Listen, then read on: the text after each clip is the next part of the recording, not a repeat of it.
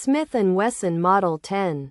1. 1899 Origins. Smith & Wesson introduced the .38 hand ejector in 1899 specifically for the new .38 Special cartridge, creating a top brake design that became the foundation for one of history's most successful handguns. Smith & Wesson Model 10. 1. 1899 Origins. Smith & Wesson introduced the .38 hand ejector in 1899 specifically for the new .38 Special cartridge, creating a top brake design that became the foundation for one of history's most successful handguns. Smith & Wesson Model 10.